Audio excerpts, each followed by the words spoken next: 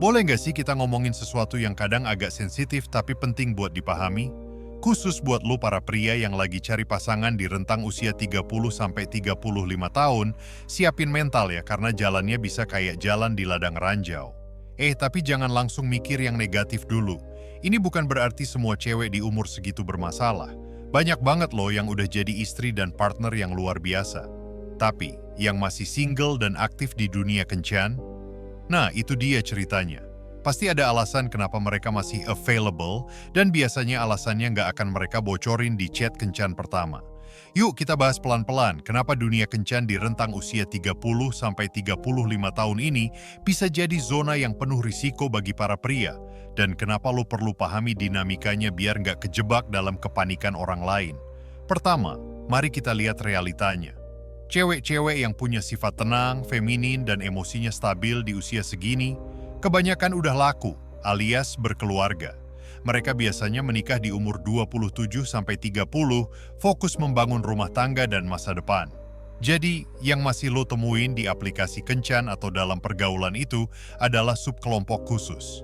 Pahamin siapa mereka, biar lo nggak salah langkah. Nah, di usia 30-35 tahun, banyak cewek single yang lagi nanggung beban emosional yang berat banget. Mereka udah lewatin fase coba-coba, hura-hura, dan pencarian jati diri di usia 20-an.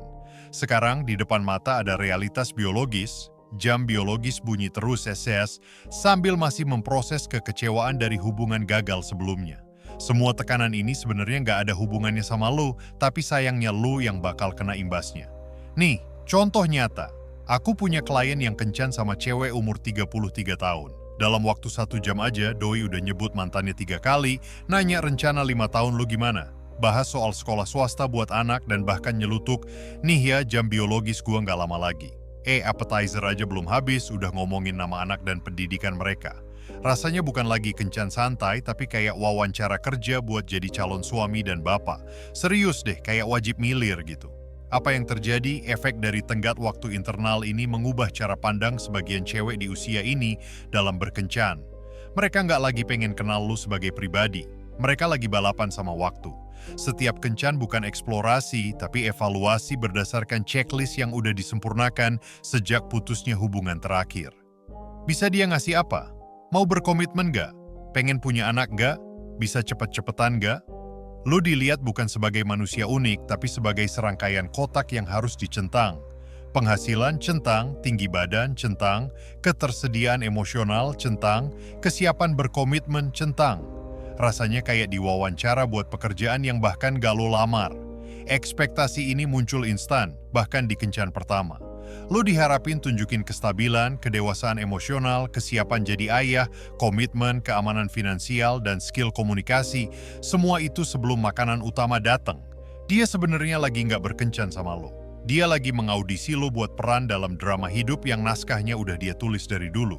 Peran itu udah ditentuin bahkan sebelum lo datang. Di pikiran dia lo udah jadi sistem pendukung emosional, calon suami yang bisa dibanggain ke orang tua, calon ayah buat anak-anak yang udah dia bayangin, penstabil finansial, bahkan terapis buat traumanya. Baru ketemuan di kopi kenangan, doi udah nata kamar bayi di imajinasinya. Sedih kan? Nih, contoh ekstrim lain. Temen gue kenalan sama cewek 34 tahun di app kencan. Bahkan sebelum ketemu, doi udah kirim daftar deal breaker, termasuk syarat gaji minimal, timeline pacaran, dan ekspektasi dukungan IVF, bayi tabung kalau perlu. Pas temen gue ngajak buat ketemu dulu dan lihat kecocokan, dia malah dituduh nggak serius cari pasangan hidup. Waduh bu, baru chat aja udah mau kontrak kerja, bikin CV dulu dong. Kalau lu nggak cocok sama skenario yang udah dia bayangin, lu bakal langsung dicap nggak cukup baik. Nggak ada ruang buat hubungan yang organik, nggak ada waktu buat chemistry yang alami berkembang. Lu harus sesuai sama cetakan yang udah ditentukan atau dianggap cuma buang-buang waktu berharganya yang makin menipis. Ironisnya, tekanan kayak gini justru ngerusin peluang buat hubungan yang tulis. Kecemasannya muncul dari tumpukan kekecewaan yang sebenarnya nggak ada urusannya sama lo. Lo nggak cuma berurusan sama dia, tapi juga bayang-bayang setiap mantan yang pernah ngecewain dia. Lo diharapin buktiin kalau lo beda, sambil lo sendiri juga dipacu sama detak jam biologisnya. Belum lagi pengaruh eksternal yang bikin stresnya makin jadi-jadi. Pertanyaan emak, kapan nikah? Lihat teman-teman pada punya anak. Timeline Instagram isinya cincin tunangan sama baby announcement. Ditambah influencer online yang bilang, kamu wanita berharga, deserve yang terbaik sekarang juga. Dia nggak cuma lagi berkencan, dia lagi tampil di panggung di mana semua orang nonton dia masih single. Beberapa cewek dalam situasi ini pengen lo langsung lompat ke proses komitmen yang super cepat. Ini udah nggak zaman ayo kita lihat kemana jalannya. Dia pengen tahu sekarang juga apakah lo layak dapetin sisa tahun-tahun suburnya. Percakapan soal nilai-nilai dan pengen sesuatu yang nyata seringkali nutupin rasa urgensi, bukan kedalaman. Kedengerannya dewasa, tapi sebenarnya itu rasa takut yang disamarin jadi kebijaksanaan. Inti dari obrolan nilai-nilai itu sebenarnya adalah, tolong jangan buang waktu gue kayak yang lain. Aku sering kasih konseling ke pria yang terjebak di hubungan kayak gini. Mereka ngerasain kayak gagal ujian yang mereka bahkan gak sadar lagi ngikutin. Setiap ritme hubungan normal langsung diartikan negatif. Butuh waktu buat kembangin perasaan? Sama main-main. Mau liburan dulu sebelum punya anak? Gak serius. Butuh stabil finansial dulu? Cari alasan. Kalau lu nolak kecepatan atau tekanannya, lu bakal jadi penjahat di matanya. Belum dewasa, takut komitmen, bukan lelaki sejati, atau sama kayak mantan-mantannya. Perilaku yang normal dan sehat di umur 25 tahun, di umur 33 tahun bisa dianggap penghindaran patologis. Sebenarnya lo nggak bergerak lambat. Dia yang bergerak terlalu cepat, tapi dia nggak bisa lihat itu karena lagi panik. Dia ngelihat lo sebagai fungsi, bukan manusia. Lo bukan Budi yang hobi fotografi dan lucu. Lo adalah calon suami ideal, atau calon ayah, atau pemberi stabilitas finansial. Keunikan lo sebagai pribadi bisa hilang, karena dia butuh lo buat penuhi peran tertentu.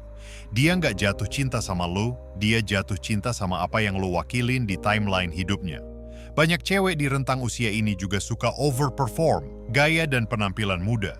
Mereka pikir mereka masih kayak umur 27 yang punya banyak pilihan dan waktu. Foto di app kencan masih pakai foto 5 tahun lalu, ngomongin semangat muda tapi sekaligus nuntut komitmen instan. Mereka pengen dinamika kencan kayak zaman muda, tapi dibebani tekanan waktu dari realitas sekarang. Ya susah dong, seorang klien pernah tunjukin chat dari cewek 35 tahun yang udah dia kencani 2 bulan. Doi marah-marah karena si klien belum kenalin dia ke orang tua. Pas si klien jelasin kalau biasanya dia nunggu 6 bulan dulu sebelum kenalin ke keluarga, Doi malah nuduh dia nggak serius dan bilang, "Gua nggak punya waktu buat main-main." 2 bulan bro. Mau ketemu orang tua dalam 2 bulan. Kayak buru-buru mau klaim diskon gitu. Nyarinya mustahil banget. Dia pengen ketersediaan emosional tapi bukan kelemahan. Keamanan finansial tapi jangan workaholic. Kesiapan berkomitmen tapi jangan kelihatan desperate. Punya jiwa parental tapi harus tetap adventurous. Stabil tapi exciting. Dewasa tapi energik. Itu bukan pasangan manusia yang dia cari, itu makhluk mitos yang gak ada. Lu diharapin buat selesain masalah yang bukan lo yang bikin. Masalah kepercayaan dia dari hubungan dulu, tugas lo buat nyembuhin. Kecemasannya soal penuaan, tugas lo buat nenangin. Tekanan keluarganya, tugas lo buat ringanin. Lo jadi bukan pacar tapi tukang bersih-bersih emosional. Bersihin kekacauan yang udah ada sebelum lo datang. Padahal hubungan yang benar butuh waktu, kecocokan, dan ritme yang sama. Lu perlu tahu apakah kebiasaan lu cocok, gaya komunikasi selaras, tujuan hidup kompatibel, di luar sekadar pengen punya anak, cara hadapin konflik sama, filosofi keuangan cocok. Hal-hal ini nggak bisa ditentuin dalam keadaan panik. Beberapa cewek di usia ini juga udah kelewat kebanyakan konten media sosial dan app kencan sampai kehilangan kontak sama realitas hubungan. Mereka dikasih tahu kalau mereka deserve pria berkualitas tinggi, tapi nggak paham apa artinya atau apa yang sebenarnya diinginkan pria kayak gitu. Statistik app kencan di usia ini serem. Sebagian cewek masih milih-milih kayak umur 25, nolak 95% pria, terus heran kenapa 5% pria top itu nggak mau berkomitmen. Mereka nggak nyadar kalau pria top itu punya pilihan lain, termasuk cewek yang lebih muda dan tanpa tekanan waktu. Perhitungannya jadi meleset. Jadi para pria, lu nggak perlu takut buat perlambat tempo atau jaga jarak kalau ngerasa tekanan ini. Keengganan lo itu bukan ketidakdewasaan, tapi kebijaksanaan. Keraguan lo itu bukan rasa takut, tapi intuisi. Kalau seseorang minta lo berkomitmen sebelum kenal lo beneran, artinya dia nggak pengen lo. Dia pengen apa yang lo wakilin. Dan itu bukan cinta, itu pemanfaatan. Aku saranin buat perhatiin tanda-tanda peringatan kalau kencan di kelompok usia ini. Kencan pertama udah bahas jam biologis atau masa depan anak. Banyak bahas mantan, terutama dengan nada negatif. Tekanan buat eksklusif atau komitmen dalam waktu singkat. Emosi meledak soal pembuang waktu. Pengen ketemu orang tua dalam hitungan bulan, bukan tahun. Ini bukan tanda kedewasaan. Ini tanda kepanikan. Tekanan media sosial ke cewek-cewek ini juga gila. Setiap scroll muncul pernikahan, bayi, keluarga bahagia. Temen yang lebih muda udah tunangan, yang lebih tua punya anak kedua. Mereka terjepit di tengah, lihat pilihan mereka makin dikit sementara keputusasaan makin tinggi. Tekanan eksternal ini berubah jadi kepanikan internal dan lo jadi solusi buat masalah yang bukan lo yang bikin. Beberapa cewek udah ngembangin sikap yang hampir bermusuhan sama dunia kencan. Bertahun-tahun kecewa bikin mereka jadi sinis, defensif, dan cepat menghakimi. Mereka nggak lagi antusias kenalan. Mereka capek sama prosesnya dan kesel karena harus masih melakukannya. Lo mewakili harapan sekaligus potensi kekecewaan baru dan mereka perlakukan lo sesuai dengan itu. Realitas biologis emang bikin tekanan yang nyata dan aku nggak ngecilin itu. Tapi, tekanan itu seharusnya bukan jadi keadaan darurat buat lo. Jadwal waktunya bukan tanggung jawab lo. Masa suburnya bukan masalah yang harus lo selesain. Lo nggak yang bikin situasi ini, dan lo nggak wajib buat benerin ini dengan terburu-buru komitmen, padahal lo sendiri belum siap. Narasi aku udah tahu mau apa sering nutupin kenyataan kalau sebenarnya mereka nggak tahu siapa yang mereka mau. Mereka tahu mereka mau pernikahan, anak, stabilitas, tapi mereka nggak kenal lo. Mereka nggak bisa kenal lo beneran cuma dalam 3 kencan atau 3 minggu. Tapi, jangka waktunya nggak ngasih kesempatan buat kenal beneran. Jadinya mereka proyeksin keinginan mereka ke lo, terus marah kalau lo nggak sesuai sama proyeksi itu. Beberapa cewek udah single begitu lama sampai mereka jadi kaku. Mereka punya rutinitas, zona nyaman, dan cara sendiri dalam ngelakuin segalanya. Terus mereka ngarepin lo bisa masuk langsung ke kehidupan mereka yang udah mapan tanpa ganggu apa-apa.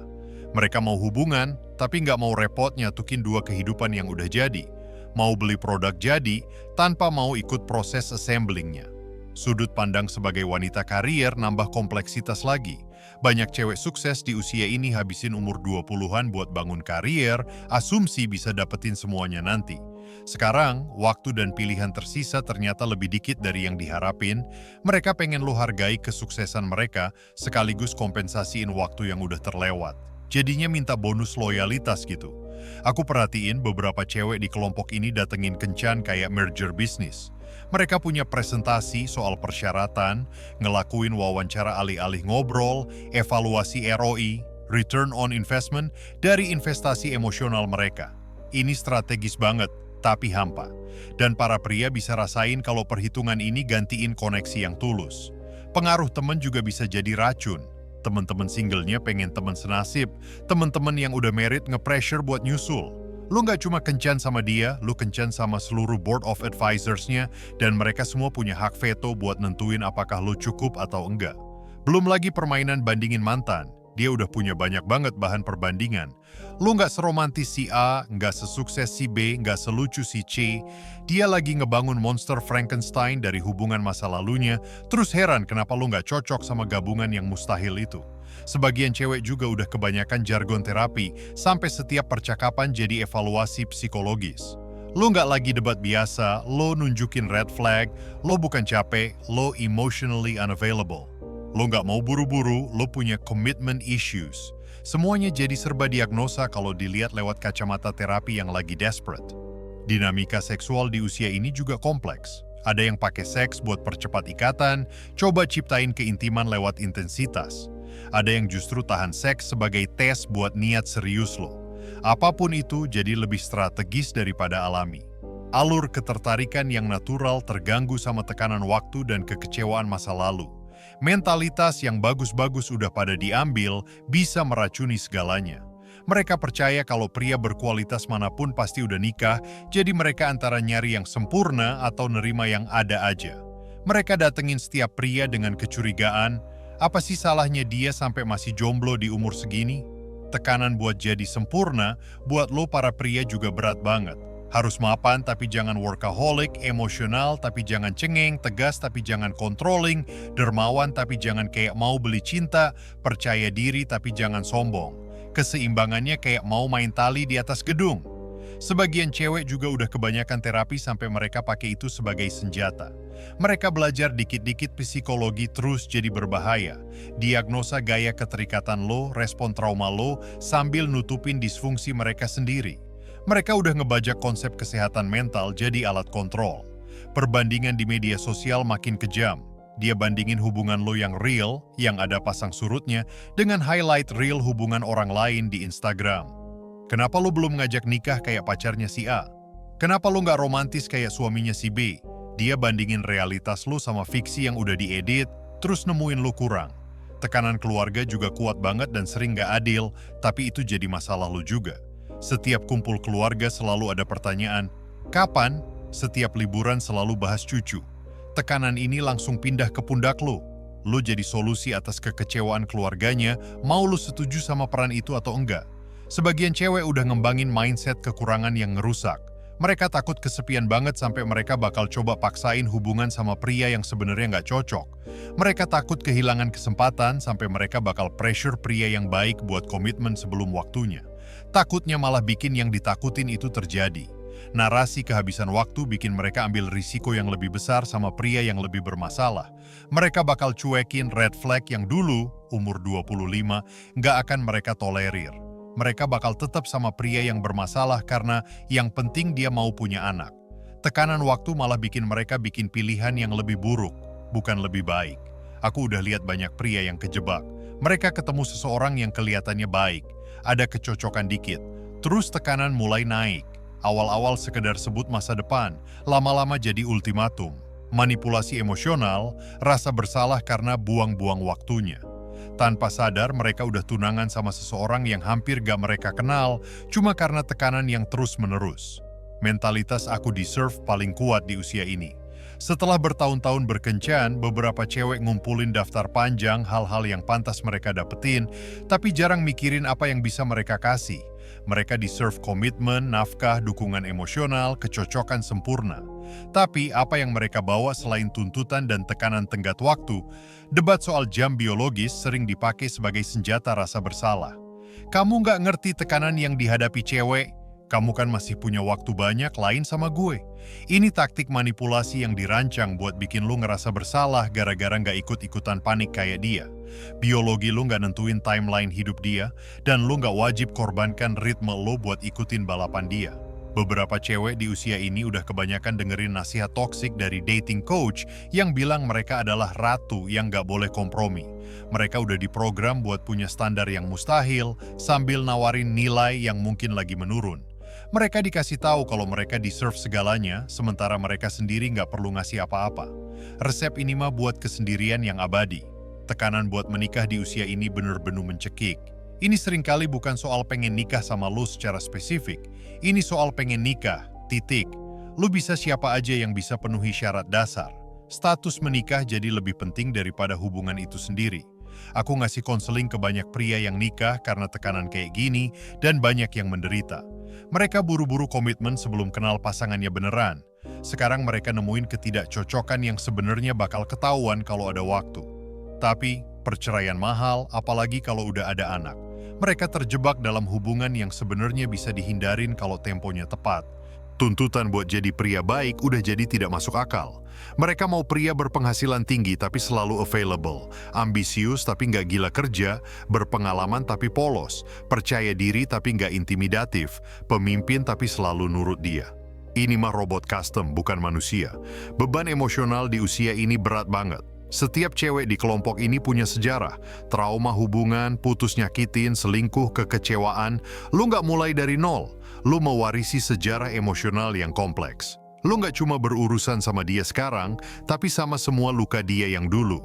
Sebagian udah nyerah soal cinta dan cuma nyari pengaturan yang praktis, stabil, aman, bisa diandalkan. Mereka nyari pasangan hidup kayak lagi beli asuransi, cari perlindungan terbaik dengan risiko terendah. Perubahan kepribadian yang datang bareng sama panic mode ini bisa dramatis banget. Cewek yang cool dan fun di kencan pertama, dalam beberapa minggu bisa berubah jadi cemas, menuntut, dan penuh tekanan. Lo akhirnya bingung siapa sih sebenarnya orang yang lagi gua kencani ini. Dinamika pertemanan di usia ini juga bisa beracun. teman-teman singlenya saingan atau teman senasib. Teman-teman meritnya bisa sombong atau malah ajak dia ikut-ikutan menderita. Semua orang punya opini tentang kehidupan asmaranya, dan opini-opini itu jadi tekanan ekstra buat hubungan kalian. Beberapa cewek udah terlalu lama single sampai mereka lupa gimana caranya jadi pasangan. Mereka jago berkencan, jago jalanin hubungan sampai titik tertentu. Tapi soal jadi partner sejati, kompromi, pertimbangin perasaan orang lain, kolaborasi, skill ini udah kendor. Mereka mau hubungan tapi udah lupa caranya. Tuduhan buang-buang waktu adalah senjata pamungkas. Gak mau pindah bareng dalam 3 bulan? Buang waktu. Belum siap lamar dalam 6 bulan, Rumbanger buang waktu. Butuh waktu buat putusin soal punya anak, Kengar jelas-jelas buang waktu. Padahal buru-buru komitmen seumur hidup cuma buat hindarin buang waktu, malah bisa bikin lo buang seluruh hidup lo. Dilemanya kejam. Tekanan yang bikin dia pengen komitmen cepat, malah bikin dia jadi kandidat yang buruk buat komitmen jangka panjang. Keputusasaan yang dorong timeline-nya bikin dia kurang menarik sebagai partner. Kepanikan yang jadi dasar pengambilan keputusan justru tunjukin ketidakstabilan emosional yang butuh diperlambat. Aku udah lihat banyak pria yang kehilangan jati diri cuma buat penuhi standar mustahil ini. Mereka korbankan waktu, kebutuhan, dan impian mereka sendiri cuma buat akomodasi kepanikan biologis orang lain. Mereka jadi ayah sebelum siap, jadi suami sebelum yakin, dan rasa kesel pun numpuk. Realita yang dibutuhin sebagian cewek di usia ini seringkali nggak pernah datang. Teman-teman validasi mereka, terapi reinforce mereka, media sosial echo chamber mereka. Nggak ada yang berani bilang emergency lo itu bukan emergency semua orang. Nggak ada yang bilang kalau standar mereka mungkin nggak realistis. Nggak ada yang ingetin kalau keputusasaan itu nggak menarik. Jadinya mereka ulang pola yang sama, terus heran kenapa nggak ada yang berhasil. Taktik manipulasi juga makin intens seiring usia dan keputusasaan. Kekhawatiran bisa jadi kecelakaan kehamilan. Pindah bareng jadi hal yang non-negotiable. Ketemu orang tua bisa terjadi tanpa persetujuan lo. Taktik yang mungkin masih halus di umur 25, di umur 35 jadi kayak palu godam karena waktu makin mepet. Beberapa cewek udah lewat begitu banyak hubungan sampai mereka jadi peramal kegagalan yang sinis. Mereka udah berharap lo bakal ngecewain. Mereka nunggu lo buat buktiin kalau lo sama kayak yang lain. Ramalan ini jadi kenyataan pas sikap negatif dan tekanan mereka justru ngusir para pria yang baik. Pembicaraan soal anak-anak jadi ladang ranjau. Mau punya anak tapi nggak sekarang. Dakas main-main.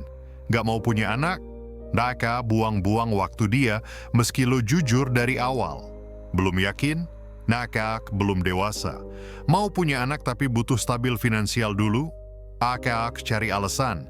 Nggak ada jawaban yang benar kecuali lo setuju antusias sama jadwal yang dia tetepin. Testing juga makin intens. Dia nggak cuma lihat kecocokan. Dia lagi uji apakah lo bisa dia pressure, apakah lo bakal nurut timeline-nya, apakah lo bakal korbankan kebutuhan lo buat dia. Hubungannya jadi kurang soal cinta, lebih soal kepatuhan. Beberapa pria salah sangka, mereka pikir kelompok usia ini artinya kedewasaan. Mereka kira makin tua, makin bijak, stabil, dan gak main-main. Tapi tekanan tenggat waktu malah menciptain permainan, ketidakstabilan, dan ketidakdewasaan versinya sendiri. Umur gak jamin kedewasaan emosional, apalagi kalau kepanikan lagi menang. Narasi, aku udah berusaha memperbaiki diri, sering nutupin fakta kalau mereka cuma belajar kosakata yang lebih bagus buat jelasin disfungsi mereka. Mereka bisa sebutin gaya keterikatan mereka, tapi nggak bisa ubah. Mereka bisa identifikasi pemicu, tapi tetap meledak. Mereka udah terapi, tapi belum lakuin pekerjaan yang sebenarnya.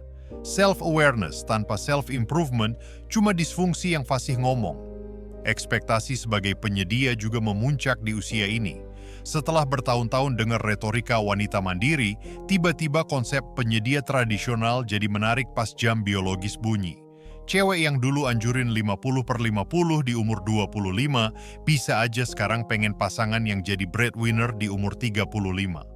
Fleksibilitas yang convenient ini patut dicurigai.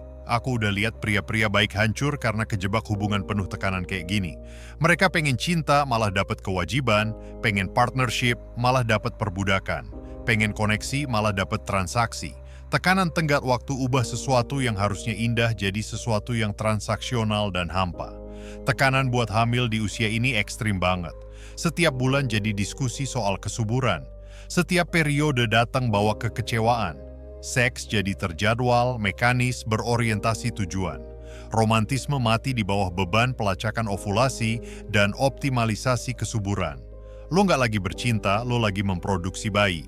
Beberapa cewek di rentang usia ini udah kebanyakan hookup dan seks casual di umur 20-an sampai mereka kehilangan kemampuan buat terikat dengan sehat. Mereka udah latih diri buat jangan terlalu attached, jangan baper, jaga semuanya tetap light. Sekarang mereka pengen hubungan yang dalam tapi udah lupa caranya. Pengalaman yang dulu mereka anggap memberdayakan malah jadi penghalang buat apa yang mereka pengen sekarang. Citra wanita kuat mandiri sering runtuh di usia ini. Cewek yang sama yang bilang gak butuh laki-laki di umur 25 bisa sangat butuh di umur 35. Kemandirian itu situasional bukan filosofis. Pas tekanan datang, kemandirian hilang, yang muncul keputusasaan. Kecemasan akan pengakuan sosial juga berat. Jadi satu-satunya yang jomblo di acara kumpul-kumpul, gak punya plus one buat nikahan temen, lihat orang lain mencapai tonggak hidup. Tekanan sosial ini pindah jadi tekanan hubungan. Lo bukan cuma pacar, lo adalah validasi sosial buat buktiin kalau dia nggak cacat. Sebagian cewek udah kebanyakan konten girl boss sampai mereka datengin hubungan kayak pengambil alihan bermusuhan. Mereka CEO di hidup mereka sendiri dan lo lagi melamar jadi direktur utama. Mereka lebih milih wawancara daripada interaksi. Mereka sibuk banget jadi bos, sampai lupa caranya jadi mitra. Penurunan kebugaran di usia ini nambah lapisan insecurity dan tekanan. Metabolisme melambat, tubuh berubah, energi berkurang. Dia lagi bersaing sama cewek yang lebih muda dengan tubuh yang lebih tua. Insecurity fisik ini berubah jadi tekanan dalam hubungan, cepat dapetin seseorang sebelum kondisinya makin menurun. Aku saranin para pria buat perhatiin gimana cara dia bahas mantan-mantannya. Kalau setiap mantan adalah narsisis, abuser, playboy, atau pecundang, jauhin. Entah dia punya penilaian yang buruk, dia bohong, atau dia yang ngerusak pria-pria itu terus nulis ulang sejarah. Manapun pilihannya, nggak menjanjikan buat partnership yang sehat. Pernyataan "aku udah siap sekarang" biasanya artinya "aku lagi panik sekarang". Siap buat apa? Siap buat siapa? Siap gimana? Ini bukan soal kesiapan. Ini adalah keputusasaan yang disamarin jadi kedewasaan. Kesiapan sejati itu tenang, sabar, selektif. Yang mereka tunjukin itu mendesak, cemas, dan gak pilih-pilih. Beberapa cewek udah terlalu lama dapetin validasi dari media sosial sampai mereka gak punya penilaian diri yang realistis. Mereka pikir nilai diri mereka ditentuin sama foto yang diedit, bukan realita hidup mereka. Mereka salah artiin jumlah like di Instagram sebagai nilai sebuah hubungan. Kesadaran akan realita ini brutal dan jadi masalah lo. Rasa berhak memuncak karena mereka merasa udah menjalani hukuman. Udah cukup berkencan, cukup menderita, cukup nunggu. Sekarang mereka deserve dapetin pria sempurna, sekarang juga. Tapi hubungan bukan hadiah atas masa hukuman yang udah dijalani. Lu nggak berhak dapat partner berkualitas cuma karena udah lama jomblo. Perkembangan hubungan yang terlalu cepat di usia ini serem. Kenalan online Senin, kencan Jumat, eksklusif minggu kedua, ketemu ortu bulan pertama, pindah bareng bulan ke-6, tunangan tahun pertama, nikah and hamil tahun kedua. Ini kayak balapan kecepatan sebuah hubungan, dan hubungan itu hancur secepat dia ngebut.